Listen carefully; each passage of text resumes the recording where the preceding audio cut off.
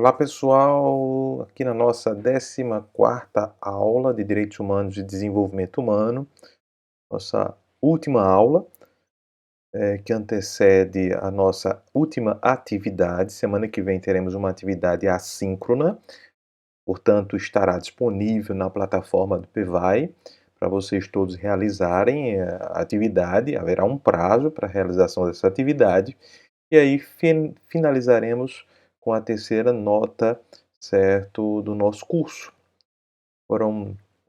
Estão sendo agora 14 encontros, certo? 14 encontros entre atividades e atividades assíncronas e síncronas.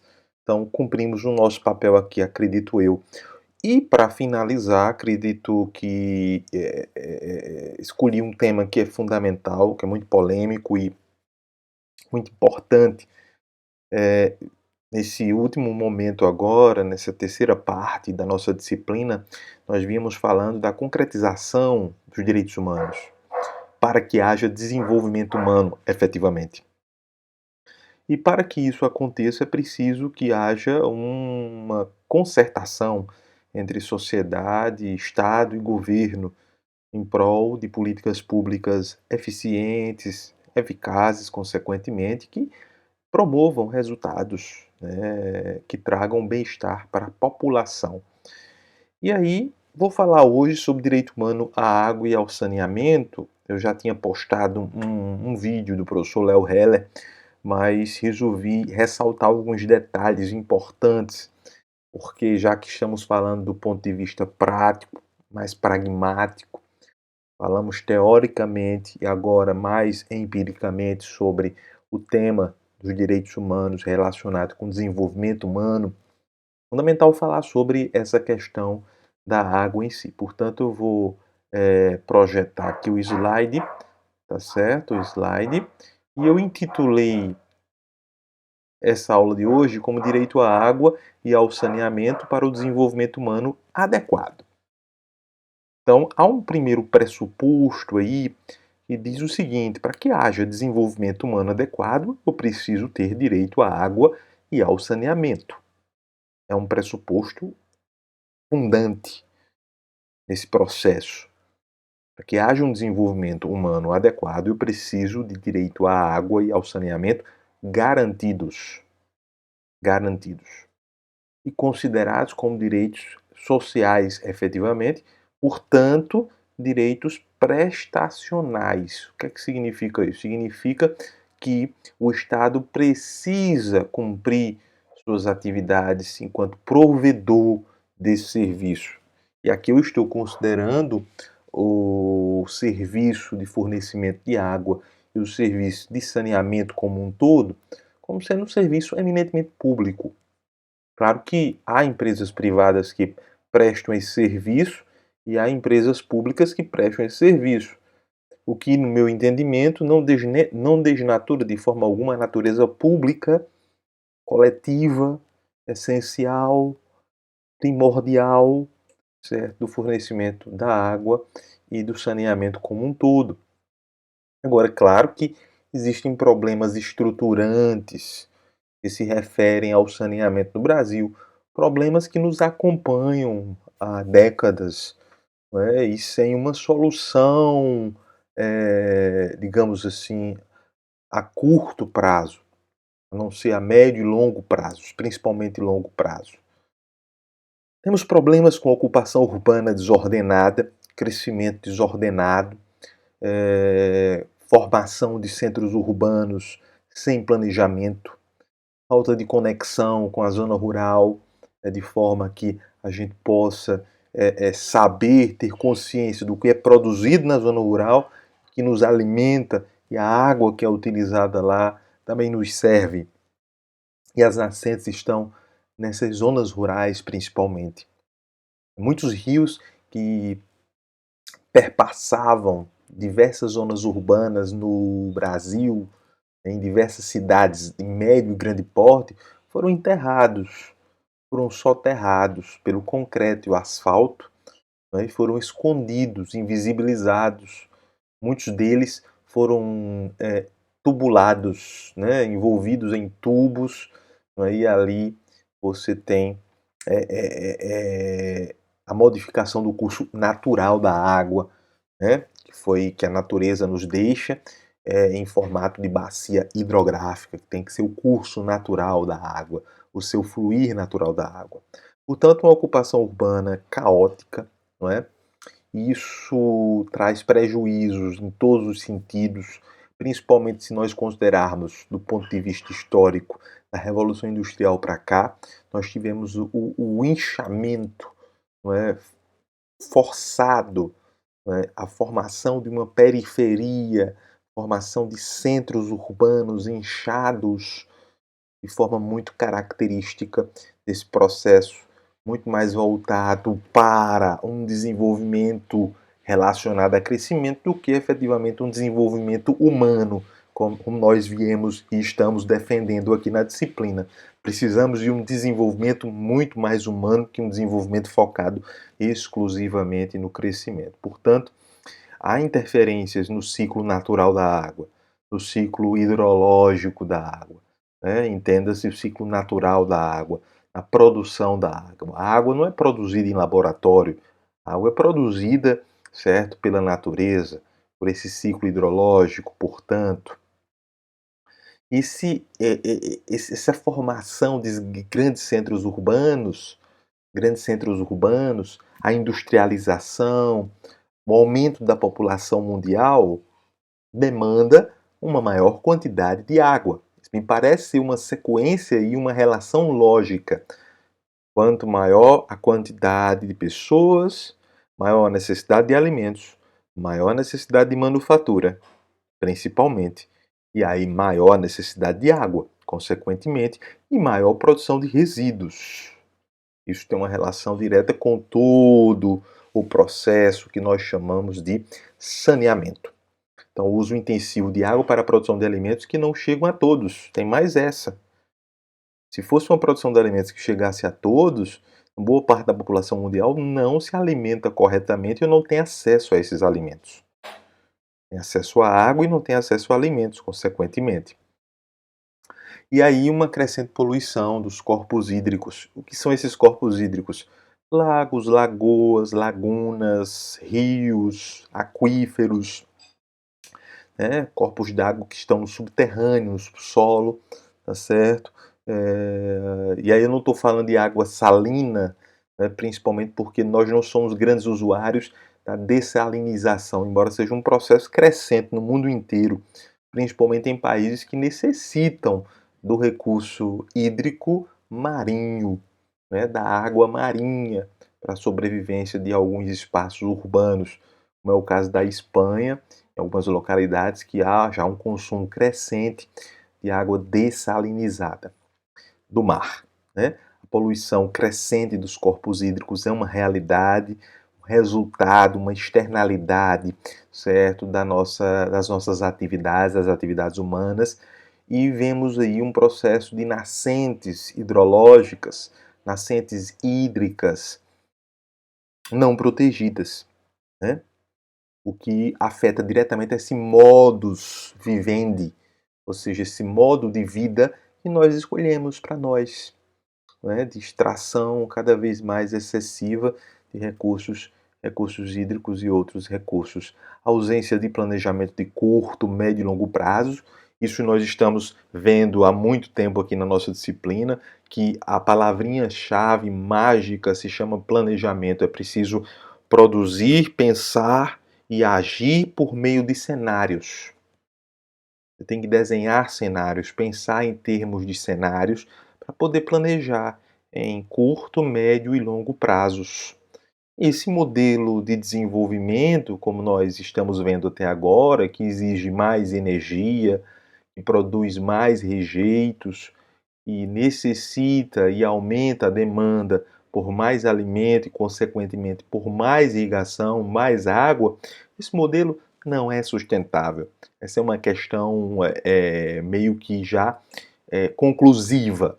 Podemos até ter pessoas que neguem as mudanças climáticas, embora elas estejam aí para todos verem, né?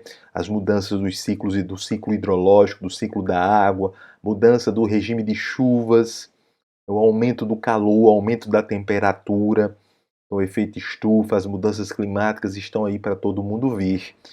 Mas o fato é que, enquanto a população cresce, a demanda aumenta por produtos, produção de resíduos aumenta e a necessidade por soluções que possam ser mais racionais neste processo como um todo. Então, esse modelo que visa reservar, resguardar rejeitos da nosso modo de vida, produzir energia elétrica, que sem água, no nosso caso, o Brasil sofre bastante quando há uma crise hídrica, uma ausência de chuvas no centro-oeste e no sul e sudeste, principalmente sudeste, uma vez que 70% da nossa energia é produzida nessa região, centro-oeste, sudeste, ali no meio, juntando ali um pouco o centro do Brasil, não é? Envolvendo essas regiões que eu citei, e isso se torna muito claro, evidente, neste momento que estamos falando, né? Momento de crise hídrica, aumento de energia elétrica, escassez de água. E aí, como nós dependemos, em termos de matriz energética, em torno de 70% de toda a energia produzida no Brasil advém das águas, né? A movimentação de turbinas por meio da a força das águas, isso se torna mais grave no Brasil. Embora tenhamos investido, talvez não o volume de recursos necessário, mas houve um crescimento aí da energia eólica e solar no Brasil, o que diminui um pouco os impactos, mas ainda somos muito dependentes da energia hidrelétrica. E aí, consequentemente, nós usamos hoje também as termoelétricas que poluem bastante e são mais caras, consequentemente. E aí você tem uma evolução mundial, não é, bastante interessante, né? Tanto no gráfico da esquerda como da direita, você verifica que ainda há continentes como o asiático, o africano, o latino-americano, que faz parte do continente americano, né, que ainda não tem acesso à água de boa qualidade, à água segura e também não tem acesso ao saneamento. Veja, aqui é um relatório da Unesco, não é? Baseado em dados internacionais, e aí, internacionalmente falando, certo? Quando se fala de saneamento lá fora, eles pensam em acesso à coleta de esgoto e tratamento de esgoto. Não pensam no sistema como um todo, como nós temos aqui no Brasil. O conceito jurídico de saneamento envolve acesso à água, limpeza urbana, drenagem urbana, certo? Coleta e tratamento de esgoto e disposição final dos resíduos. Então, o nosso conceito de saneamento é mais complexo do que o conceito estrangeiro. E aí o que é que nós vemos? Um grande problema de saúde pública, um grande problema, certo, de poluição, corpos hídricos, justamente pela falta de saneamento. O gráfico da direita demonstra que uma parte substancial da população mundial não tem acesso ao saneamento, à coleta e ao tratamento de esgoto, e muitas delas não têm acesso nem a um banheiro sequer. Pasmem vocês. Quando nós pensamos em termos de acesso à água e à coleta e tratamento de esgoto, nós ficamos pensando na população de rua, da população que não tem casa, que mora nas ruas, nas vielas, certo? Do Brasil afora, que não tem acesso a um banheiro, não tem acesso a um local para fazer suas necessidades fisiológicas. Onde é que elas fazem? Na rua mesmo. Qual a água que elas bebem se não tem bebedouros em locais estratégicos? Alguns países europeus fornecem isso para as populações de rua, certo? Uma vez que é um direito humano, é um direito essencial. Ninguém pode ficar sem água, ninguém pode ficar sem esgoto, isso é fundamental, certo? O esgoto tratado, coleta e esgoto tratado, é uma questão de saúde pública também. E aí, de forma a pensar num diagnóstico mundial, há um uso intensivo da água, principalmente para a produção de alimentos, em seguida para a indústria, certo? E em terceiro lugar para o uso doméstico. Não é? Isso nos faz pensar nas campanhas publicitárias que nos fazem, que nos pedem e clamam a todos nós que nós economizemos água, energia, isso é fundamental, claro. Isso é fundamental e aqui não estou a condenar esse processo. Eu estou a refletir quem mais consome é a agricultura e quem mais? A indústria. Portanto, nós temos 2 setores que consomem boa parte da água, 90% da água disponível doce, que precisam ali ser focados, não demonizados, mas focados para que haja um uso racional da água, que eles possam ter sistemas de reuso de água próprios, tá certo? E usar a água de forma mais racional, com a diminuição de perdas inclusive. E aí quando a gente pensa que além das águas que nós vemos, as águas superficiais, nós temos as águas subterrâneas, nós lembramos que boa parte da população mundial consome água subterrânea.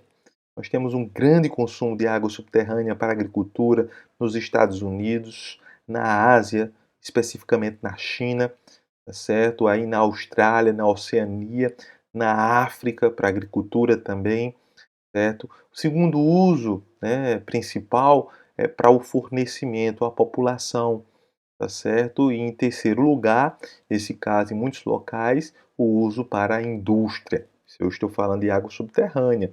É uma preocupação muito expressiva hoje, porque é uma água que você não vê e você tem a sensação que ela ali não está. E parece que não temos uma política pública específica que vise justamente cuidar desses mananciais que estão fora dos nossos olhares, fora do nosso campo de visão, certo? O nível de extração de água aumenta na medida que o país é mais desenvolvido, certo? Necessita mais de água, tem uma população maior, tem um desenvolvimento maior, utiliza de forma mais intensiva a água. E além da água salina, nós temos as águas que correm nos nossos continentes que estão interligadas, certo? Tanto em termos de aquíferos, águas subterrâneas, como em termos de águas superficiais, em rios. Então, nós temos uma interligação e isso nos leva a pensar que há uma necessidade premente de uma política internacional, uma geopolítica, certo? Da água precisa ser pensada, precisa ser refletida, tá certo? Isso num contexto de mudança de climática, mudança de temperatura, que atinge principalmente a produção de alimentos. A produção de alimentos sofre impactos diversos em virtude justamente desse aumento da temperatura, que causa uma escassez de água e provoca aí nos trópicos, principalmente, onde se produz boa parte da alimentação fornecida para o mundo inteiro, para aqueles que têm acesso a alimentos, é bom que se diga isso, não é? Nós temos aí um prejuízo que precisa ser verificado, analisado, pensado, sopesado, planejado. Os impactos precisam ser quantificados, pensados, antevistos, previstos. Não é verdade? Quando eu falei do ciclo hidrológico, eu estava falando justamente desse processo que vocês estão vendo na tela, essa circulação que acontece pela transpiração da vegetação, certo? Pelo derretimento das geleiras, pelos rios que evaporam, o mar que evapora e depois a água que volta à terra, né? Nesse movimento cíclico, por isso que nós chamamos de ciclo da água.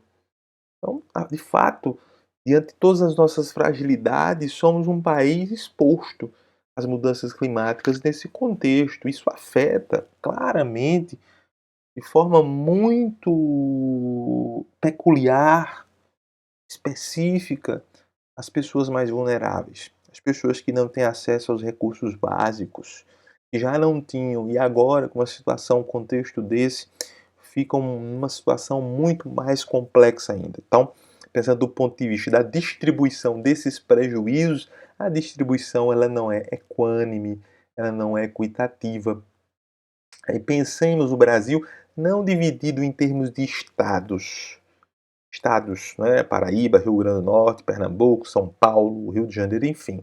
Pensemos o Brasil dividido em regiões hidrográficas, região amazônica, né? Bacia hidrográfica do São Francisco, bacia hidrográfica do Tietê e assim vai, né? Se nós pensarmos Esses dois mapas, o mapa à esquerda da tela, nós temos o mapa do saneamento básico, mostrando que a nossa eficiência em termos de saneamento não chega a 30%, e aí em termos de coleta e tratamento de esgoto, na área mais escura nós temos uma eficiência muito baixa, na área mais clara, uma eficiência melhorzinha um pouco.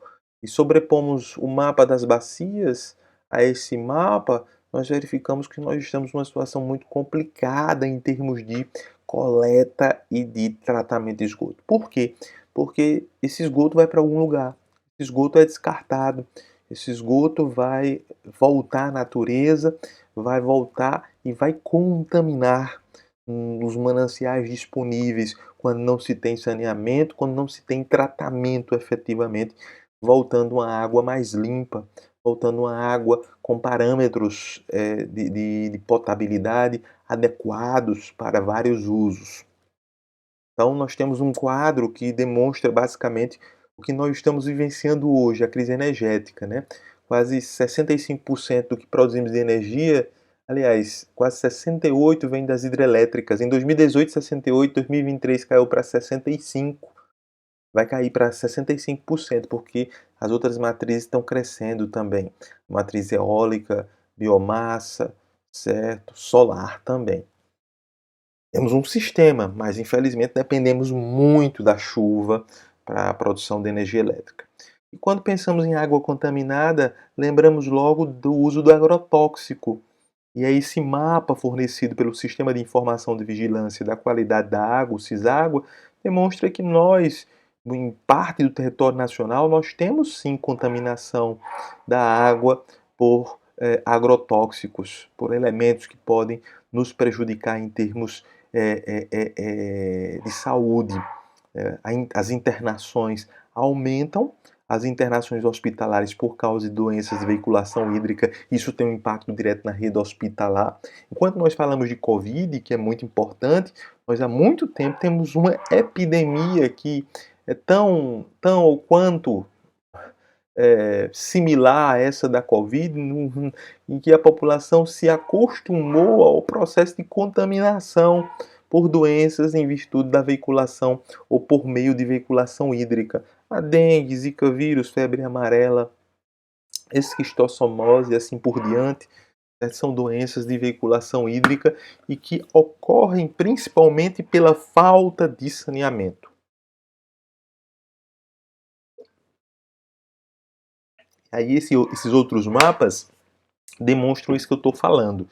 Os dois mapas acima demonstram a ineficiência das nossas estações de tratamento e a inexistência em muitos locais de estações de tratamento de esgoto ou de efluentes em cima justamente das bacias hidrográficas. O terceiro mapa, ou esse mapa que fica na parte inferior da tela, que está na parte inferior da tela, é onde nós temos as bacias hidrográficas, os rios federais, os rios estaduais, que compõem as bacias hidrográficas nacionais, e sobre os quais nós temos o lançamento de esgotos, certo? Sem o devido tratamento. Então, portanto, a água disponível é fundamental para a realização do abastecimento de água seguro, para a segurança energética, para a segurança alimentar. Isso é indiscutível, é fundamental. Então, a água é fonte tridimensional de realização de um direito humano à vida. Além de ser um direito humano, o acesso à água realiza o direito humano à vida. Sem água não há vida de forma alguma, né? O que é que acontece? Ações e omissões humanas, cortou aí no slide, nós estamos sofrendo tudo isso por ações e omissões humanas. Efetivamente, nos fizeram chegar até este ponto que nós estamos aqui a pensar. De quem são as responsabilidades? Certo? A regulação da produção de energia, a responsabilidade é do governo federal. O saneamento, nós temos uma responsabilidade aí da União, dos estados e dos municípios, e a titularidade do saneamento local ficou para os municípios. Isso não impede que o Estado e que a União estabeleçam, né, tanto o Estado como a União Federal, o governo central, estabeleçam políticas regionais, nacionais, de saneamento, diretrizes para o saneamento. Agora, efetivamente, o que é o saneamento? O saneamento tem uma definição legal. O acesso à água potável, o acesso à coleta e tratamento de esgoto, a limpeza urbana, não é? A disposição final de resíduos, a drenagem urbana. Portanto, nós temos aí o saneamento como definição jurídica, como sendo o acesso à água potável, o acesso à coleta e tratamento de esgoto, a limpeza urbana, disposição final de resíduos e drenagem. Além de tudo, embora não esteja na definição, é um direito humano. É um direito humano, certo? Desde 2010, quando foi considerado pela Assembleia Geral da ONU, embora alguns países não quisessem naquele momento, não queriam e não assinaram a declaração reconhecendo o direito humano à água e ao saneamento, mesmo assim foi aprovada a resolução e considerado sim o acesso à água e ao saneamento universal como sendo um direito humano, certo? E está inserido na meta 6, é a meta 6 dos Objetivos de Desenvolvimento Sustentável, tá ok? Os ODS. Agora, existem gargalos, como toda política pública que nós estudamos aqui no curso de gestão pública, tanto lá em laboratório de políticas públicas, como aqui em desenvolvimento, direitos humanos e desenvolvimento humano, nós falamos sobre políticas públicas, não da forma aprofundada como vocês viram em laboratório de políticas públicas, em LPP. Então, existem gargalos, problemas, né, do saneamento como política pública. Primeiro, falta de priorização, né, e há um claro descompasso com o avanço, entre o avanço do acesso à água e o acesso à coleta e tratamento do esgoto. Não houve um avanço equânime, na mesma velocidade. O acesso à água evoluiu de forma mais clara, né? O acesso à água evoluiu mais rapidamente, diferentemente da coleta, certo, e do tratamento de esgoto. Isso no contexto de falta de priorização no Brasil, principalmente porque até 2007 nós não tínhamos uma política de saneamento básico. Nós tínhamos ações governamentais ligadas a outras ações principais, como a política habitacional, que vinha acompanhada também, certo, de ações específicas de esgotamento sanitário, enfim. Então nunca houve clareza no Brasil acerca de um direito social ao saneamento, embora o fosse, embora não esteja lá grafado no artigo 6º, mas nós temos o direito à vida no artigo 5º, certo? O direito à saúde, certo? No artigo 6º, Sistema Único de Saúde lá no artigo 200 da Constituição. Portanto, nós temos de forma sistemática podemos analisar e interpretar que sim, que o direito à água e ao saneamento são direitos sociais no Brasil, sem dúvida alguma. Isso no contexto de falta de priorização no Brasil e esse descompasso entre o avanço do acesso à água e o avanço ao saneamento, à coleta e ao tratamento de esgoto. A ausência de um conceito jurídico durante muito tempo, só em 2007 esse conceito jurídico sobre saneamento, o conceito jurídico de saneamento veio emergir, ou emergiu, certo? E a ausência expressa lá no artigo 6º da Constituição, como eu já vos falei. E uma visão compartimentalizada do saneamento, como se cada parte fosse algo estanque. Eu falei para vocês o que significa saneamento, então o Estado vê aquilo muitas vezes, o gestor público, os gestores públicos visualizam ali como caixinhas separadas. E não são caixinhas separadas, são interligadas efetivamente. Portanto, optamos por uma divisão, né, uma lei que fala sobre o saneamento, coleta e tratamento, e uma lei do setor da água, né? Uma lei dos corpos hídricos, uma política nacional de recursos hídricos e uma política nacional de saneamento básico. E temos uma política nacional de resíduos sólidos também, né? Então, nós mesmos separamos essas políticas em caixinhas, políticas que são interligadas. Outro ponto que fragilizou a formação e a constituição e consolidação de uma política pública séria, correta sobre saneamento, foi a fragilidade no aporte de recursos públicos, certo, para o setor. Aí você vê que há um aumento aí a partir dos anos 2000 e uma queda a partir de 2016. Isso demonstra uma fragilidade e uma inconstância dentro daquele espectro da não priorização. Não há investimentos porque não há priorização efetivamente, ok? Então, em 1997, é editada a Lei 9.433, que instituiu a Política Nacional de Recursos Hídricos, certo? A Lei 9.433. E 10 anos depois veio a Política Nacional de Saneamento Básico, a Lei 11.445, que instituiu a Política Nacional de Saneamento Básico, veja, 10 anos depois, de forma separada. Reconhecimento do acesso à água e ao saneamento, coleta e tratamento de esgoto e resíduos, em 2010, né, como eu já falei para vocês. Quando pegamos os dados do Sistema Nacional de Informação de Saneamento, é curioso ver como é caótica a situação do Norte e do Nordeste, principalmente, em termos de coleta e tratamento. Baixa coleta e baixo tratamento de esgoto. Não é? Esse mapa demonstra claramente, né, apenas 10,5% de coleta e tratamento, a média geral do Norte, do Nordeste também, e no Sul do país também é baixa, menos de 50%. A única região que chega a quase 80% é o Sudeste. O Centro-Oeste também não é um patamar elevado, 52,9%. Então, a situação é muito ruim.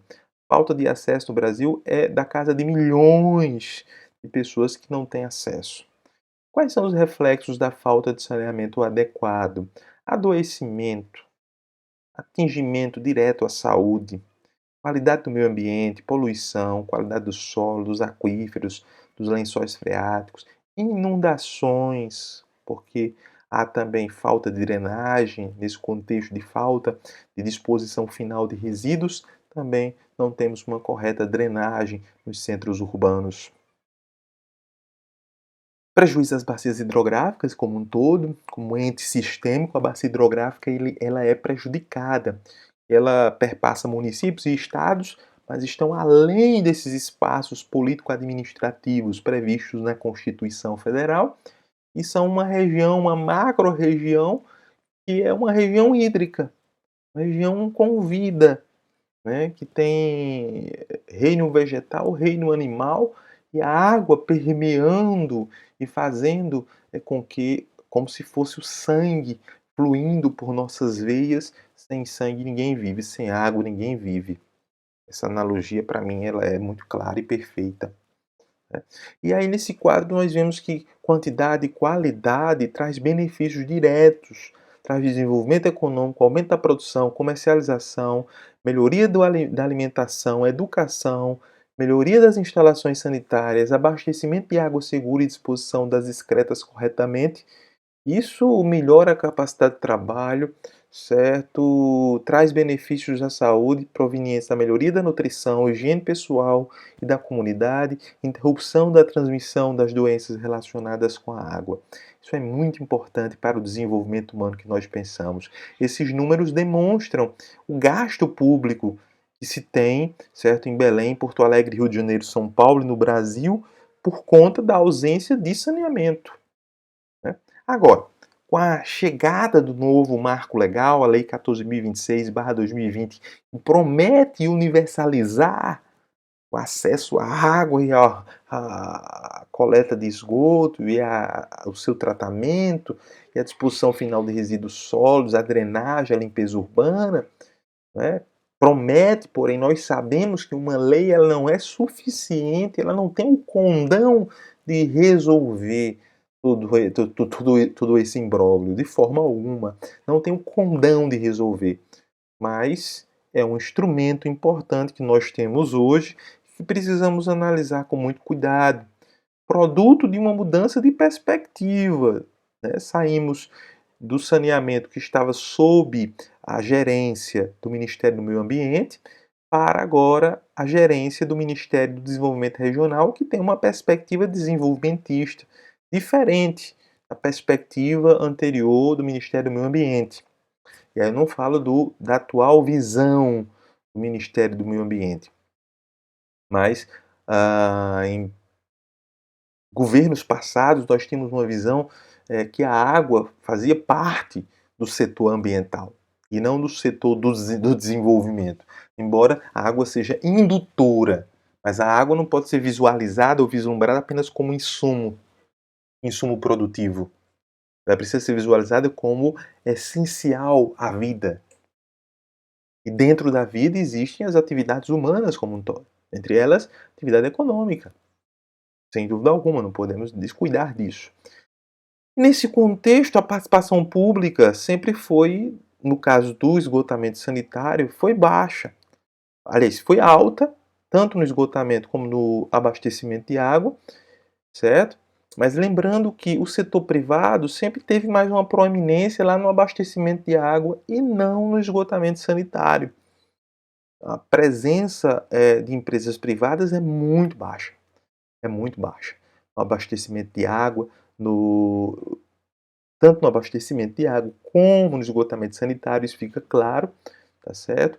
Nesse gráfico que estratifica quem são as companhias, né, que estão efetivamente fornecendo serviços de abastecimento de água e esgotamento sanitário. Ora, empresas privadas, ora, empresas públicas, certo? Agora, os pontos centrais desse novo marco, podemos elencar alguns aqui. Certo? Primeiro deles, diminuição do protagonismo das empresas estatais de saneamento do setor. No momento em que essa nova lei ela acaba com o subsídio cruzado, o que é o subsídio cruzado? As cidades mais desenvolvidas que consomem mais pagam o serviço de saneamento das cidades menos desenvolvidas, que consomem menos e não têm condições de elas sozinhas sustentarem todo o processo de saneamento básico. E aí, quando eu falo sustentar, é sustentabilidade econômico-financeira, efetivamente. Então, no caso da Paraíba, um exemplo, Campina e João Pessoa paga todo o sistema da Paraíba, complementa, né? Complementa tudo que todo o sistema que sem Campina e João Pessoa, sem João Pessoa, seria deficitário, mas com Campina e João Pessoa acaba sendo superavitário. E hoje, sem o subsídio cruzado, ficamos assim, a divisão do Estado em regiões de saneamento, e essas regiões vão licitar os seus serviços. Onde existe contrato em vigência ainda com a CAGEPA, com a empresa de saneamento, continuará até o fim. Quando terminar esse contrato, o grupo de municípios inseridos numa determinada região de saneamento fará uma licitação, podendo vir a ter o serviço fornecido por uma empresa privada. Portanto, maior abertura ao capital privado diante do fim dos contratos de programa. Contratos de programa esses que eram os contratos que os municípios faziam diretamente com as companhias estaduais, sem necessidade de licitação, e do subsídio cruzado, como eu já falei.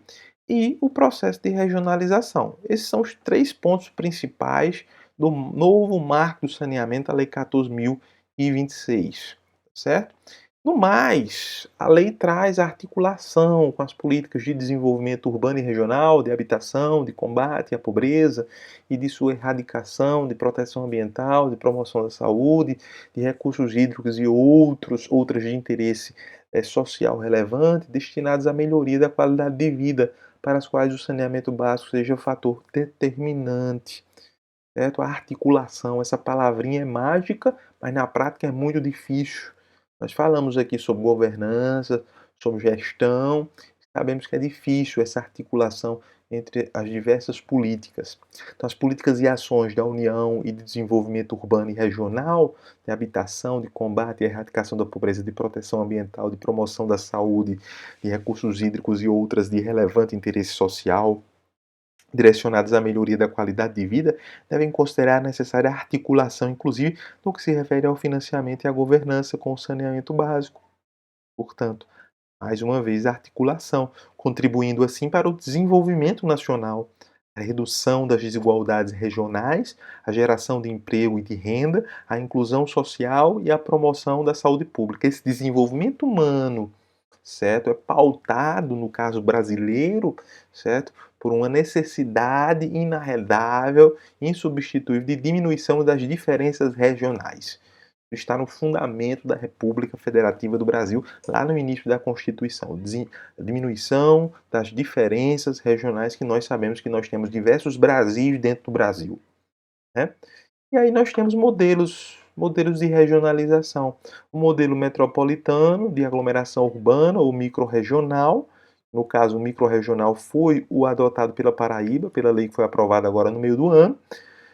Unidade Regional de Saneamento Básico, a unidade instituída pelos estados mediante lei ordinária, constituída pelo agrupamento de municípios não necessariamente limítrofes. Não posso pegar um município do litoral e um município lá do sertão, suponhamos, para atender adequadamente às exigências de higiene e saúde pública ou para dar viabilidade econômica e técnica aos municípios menos favorecidos. Nesse modelo, a adesão municipal não seria compulsória. No caso, nós adotamos o modelo microrregional, portanto, são municípios que ficam próximos, certo? E não municípios distantes, como está aí na Unidade Regional de Saneamento Básico, sendo obrigatória a reunião desses municípios aí, no item A, não é? O bloco de referência, agrupamento de municípios não necessariamente limítrofes, estabelecido pela União nos termos do parágrafo 3º do artigo 52 desta lei, no caso da lei de saneamento, a Lei 14.026, e formalmente criado por meio de gestão associada voluntária dos titulares.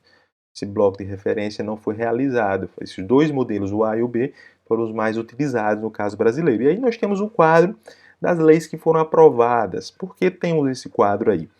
A Lei 14.026 do ano passado, de 2020, estabeleceu um ano para que os estados estabelecessem os seus processos de regionalização do saneamento. Então, agora, no meio do ano, diversas leis foram editadas, da Paraíba, Pernambuco, Rio Grande do Sul, do Norte, aliás, Ceará, Piauí, Alagoas, que já tinha desde 2020, Bahia, que tinha desde 2019, Espírito Santo, Rio de Janeiro, São Paulo, Rondônia, Paraná, Santa Catarina e assim por diante. Como nós estamos vendo, nós temos a formação de arenas, né? Se trata de uma política pública muito polêmica e aí vários atores estão envolvidos. Dentre eles o Banco Nacional de Desenvolvimento, o BNDES, que tirou o social do nome, né? Embora exista aí o BNDES, mas lá no site do banco agora é Banco Nacional de Desenvolvimento.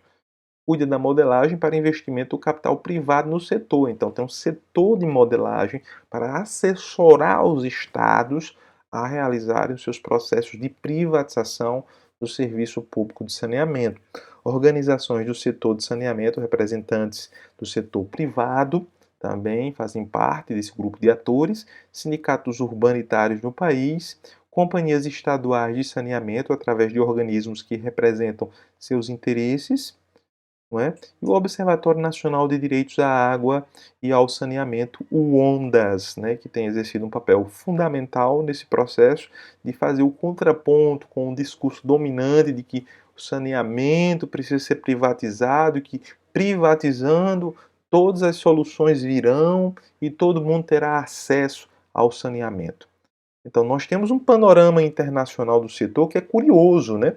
Porque em muitos locais do mundo onde foi privatizado o saneamento, houve, na verdade, o processo inverso. Na Alemanha, 348 reestatizações, na França, 152, Estados Unidos, 67, Reino Unido, 65 e Espanha, 56. São serviços que foram reestatizados porque simplesmente não cumpriram o que prometeram.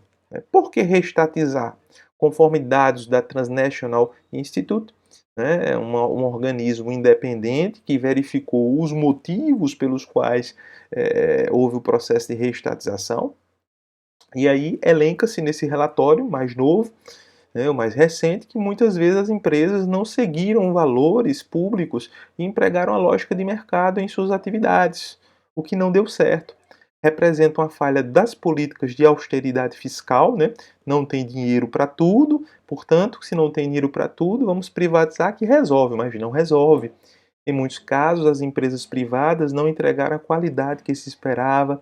Serviços gerenciados publicamente são geralmente mais focados em qualidade, acesso universal e acessibilidade econômica e na entrega de objetivos sociais e ambientais mais amplos. Né? Serviços gerenciados publicamente são geralmente mais focados em qualidade. Veja que esse é o discurso que vai de encontro ao discurso do mercado, né? né? Na verdade, as empresas públicas elas têm eficiência, precisam ser bem cuidadas, né? Bem gerenciadas. Os prestadores públicos são muitas vezes mais inovadores e mais eficientes do que os operadores privados, como se a inovação só pudesse acontecer no setor privado, mas ela pode acontecer também no setor público. Por que não? Mas empresas privadas têm mais interesse em fornecer os serviços para os locais mais lucrativos, portanto, deixando de lado aqueles locais que não são tão lucrativos, aquelas fatias não tão lucrativas. Então, o serviço privado diminuiu a transparência e a responsividade do sistema. Não preciso mais prestar conta à população porque eu sou privado, não sou público mais. Mas o serviço tem natureza pública.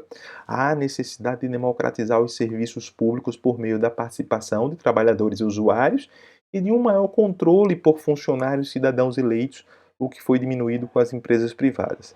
A preocupação com as mudanças climáticas e transformações ambientais, que tem ocorrido com mais constância, não faz parte da agenda dessas corporações. Veja que são motivos pelos quais houve um processo de reestatização em muitos locais, locais inclusive que adotaram o liberalismo como forma de relacionamento e de mediação entre Estado e sociedade e empresas. E a foto da Margaret Thatcher bebendo um copo d'água é muito simbólica, que desde 89 os serviços britânicos foram privatizados, mas não produziram o efeito que prometeram. O que se viu, na verdade, em diversas reportagens que eu posso trazer para vocês aqui nesse momento, no The Guardian, nós temos que os parlamentares ingleses reconhecem que houve, na verdade, uma diminuição da qualidade do serviço. Então, o setor privado não correspondeu, pelo contrário, aumentou a lucratividade e o pagamento de dividendos aos acionistas das empresas, os conglomerados, certo? Que fazem parte dos grupos empresariais que fornecem o saneamento no Reino Unido. Estamos falando de um país desenvolvido.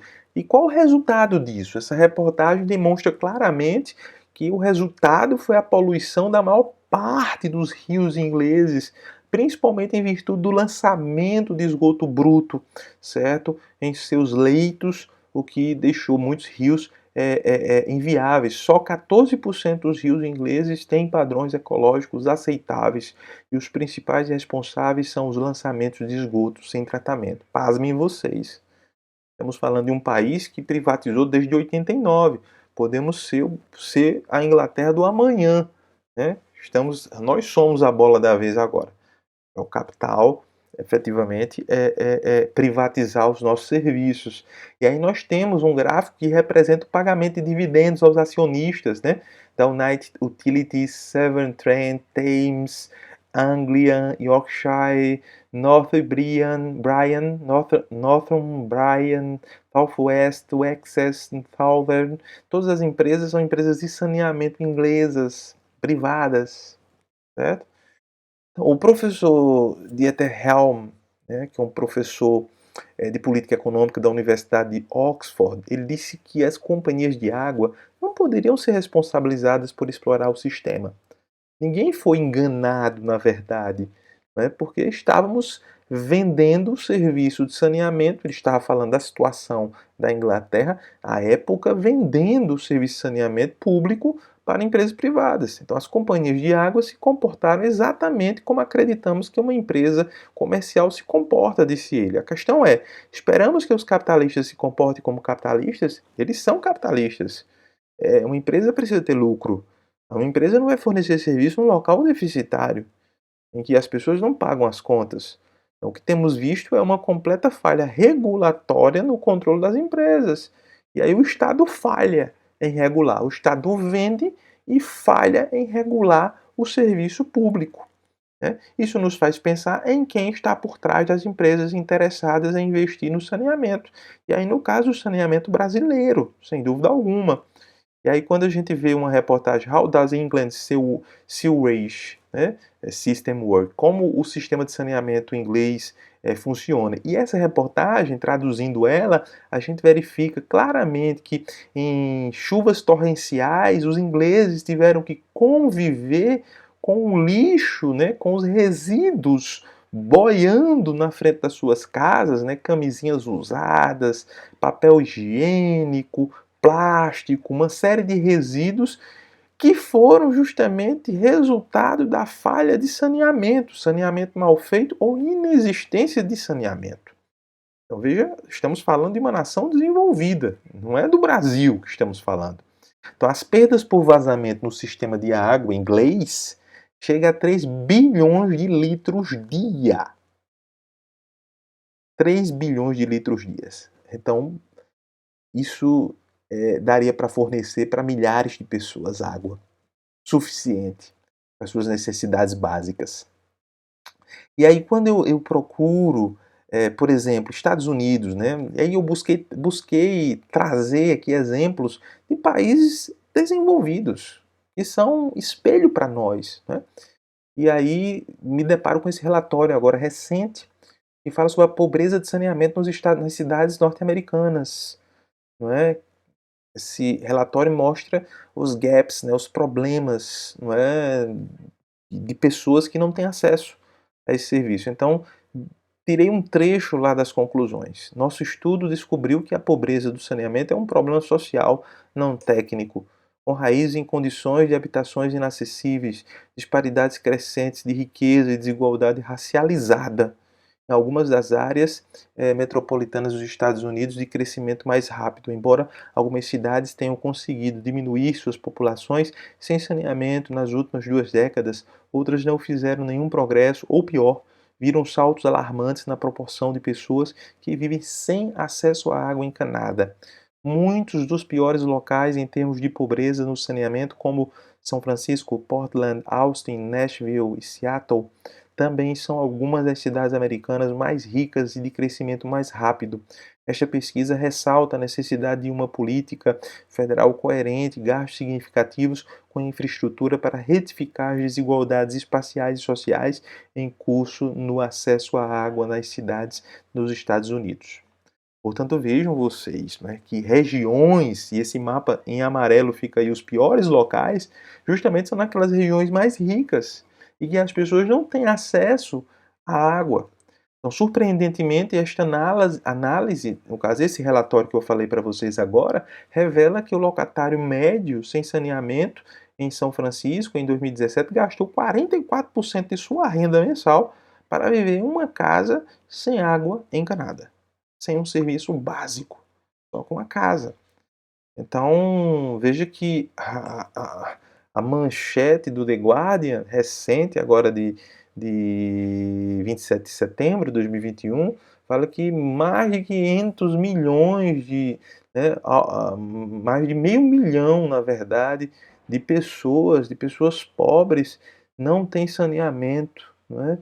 Nos Estados Unidos são condições inumanas, inumanas. É justamente isso que nós estamos debatendo aqui nessa disciplina. Nós debatemos durante esse tempo aqui, mostrando as condições necessárias, básicas, para nós sermos considerados seres humanos efetivos. E como seres humanos, nós temos direito a esses serviços básicos. Nesse outro relatório, America's Secret Water Crisis, National Shutoff Survey Reviews Water Affordability, Emergency Affecting Millions. Então, significa que não há transparência nos dados sobre acesso à água nos Estados Unidos. As empresas privadas, elas negam esse acesso tanto aos pesquisadores de universidades, pesquisadores independentes, como também as agências governamentais, né? Então aqui mesmo, eu vou consertar aqui rapidamente isso, né? Eu conserto aqui e a gente já continua. Então, os prestadores de saneamento norte-americanos, segundo esse relatório, não são transparentes em sua maior parcela, tanto para pesquisas em geral como em relação ao governo, e cobram 59% a mais em termos de tarifas do que os provedores públicos. Então, além de tudo, certo, a sobretarifa é uma coisa absurda. Não há modicidade nenhuma tarifária diante da ausência do serviço para a maioria das pessoas, né?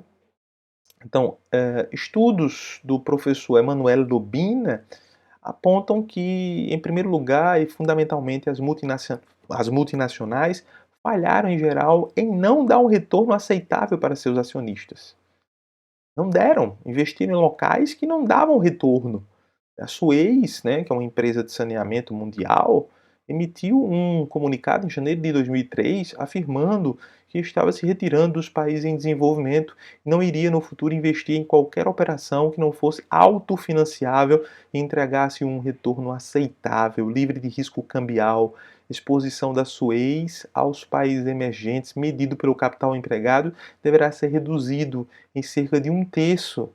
Os problemas incluíam desvalorização da moeda, crises econômicas, projeções excessivamente otimistas e resistência pública aos aumentos de preços, mas também incluíam os mesmos problemas que as empresas haviam encontrado um século antes na Europa e na América do Norte, a saber, a impossibilidade de fazer investimentos lucrativos em extensões e melhorias para famílias pobres que não eram capazes de pagar o custo total do abastecimento de água sem subvenção pública substancial, ou seja, não há almoço de graça. Um serviço seletivo pode ser lucrativo, mas não um serviço universal. Então, a escolha é entre universalizar de fato ou não universalizar.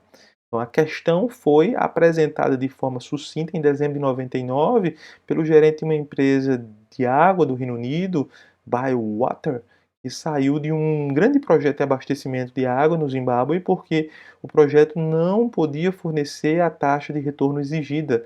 Os investidores precisavam estar convencidos de que eles obterão, precisam, aliás, né, na época estava escrito assim: os investidores precisam estar convencidos de que eles obterão retornos razoáveis. As questões que consideramos incluem que são os usuários finais e se eles podem pagar as tarifas de água. Do ponto de vista social, esses tipos de projetos são viáveis, mas infelizmente do ponto de vista do setor privado não são.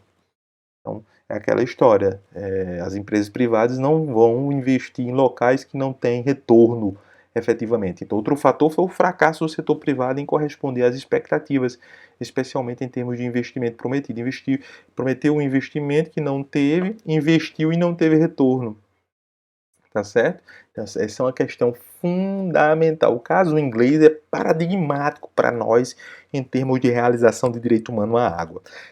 E o Lobina ainda continua dizendo que a governança da água, agora numa publicação recente, dizendo que depois de anos, né, de estudos sobre o caso inglês, que a governança da água após a privatização de 1989 tem favorecido a extração de valor econômico com o objetivo de garantir a financiabilidade de curto prazo e a remuneração dos acionistas.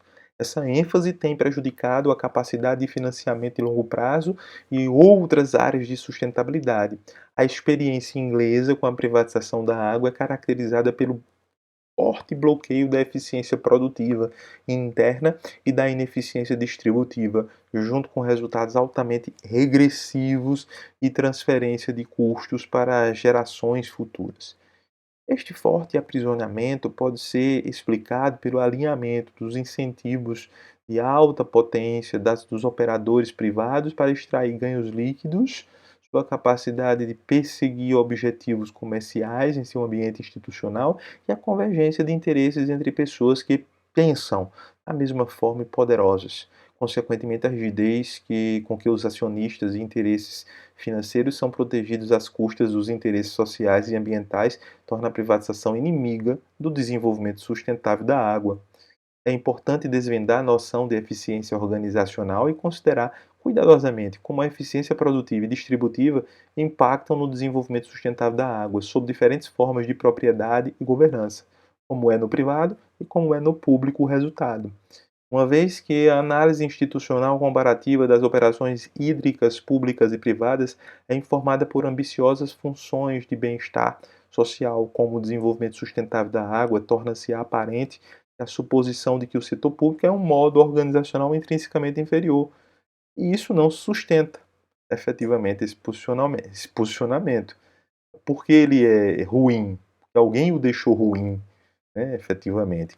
Então, a experiência internacional com a privatização da água e uma variedade de PPPs, né, de parcerias público-privadas, sugere que como as táticas de busca de interesse implementadas pelo setor privado variam em função do cenário institucional local, os problemas de governança discutidos que são, em última instância, devidos à insustentabilidade dos interesses do setor privado, na medida em que a direcionalidade da agência coletiva resultante da governança dos serviços privados de água e esgoto vai de encontro às expectativas coletivas de desenvolvimento. Então, as coisas não batem, né? As expectativas privadas com as expectativas de desenvolvimento humano, efetivamente. Desenvolvimento da coletividade. Se chocam, né?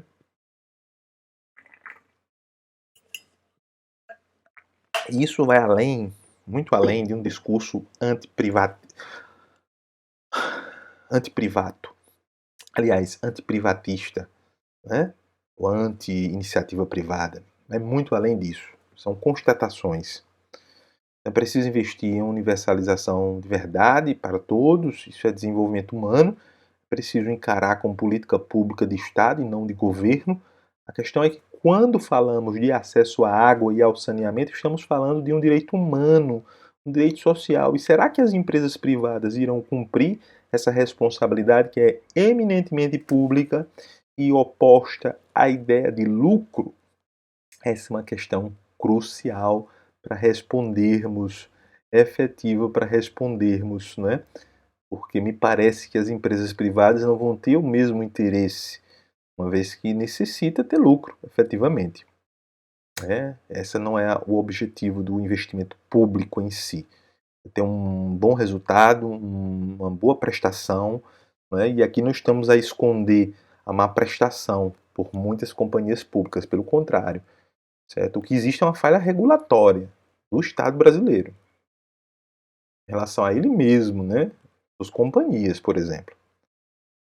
Bom, gente, com isso nós encerramos o nosso curso Direitos Humanos e Desenvolvimento Humano. A minha intenção aqui foi, de forma panorâmica, apresentar a vocês temas relacionados e interligassem, efetivamente, o tema dos direitos humanos, que é o mundo, né, com o desenvolvimento humano. Como conseguir concretizar direitos humanos para se ter como resultado o desenvolvimento humano? Foi essa pergunta que eu busquei responder até o dia de hoje. Bom, gente, eu agradeço a todos vocês pela atenção, certo? Confesso que esperava que os alunos se sentissem mais animados a participarem, mas tenho a consciência tranquila que fiz o meu papel aqui na intenção de agregar conhecimento, dar um plus aí de conhecimento a vocês, ok? Mas é preciso também proatividade da parte dos alunos para aprofundar tudo isso. Então, próxima semana teremos atividade assíncrona, tá certo? E aqui eu me despeço agradecendo a todos vocês e desejando um bom recesso a todos e um bom retorno em novembro, se Deus quiser. Um abraço.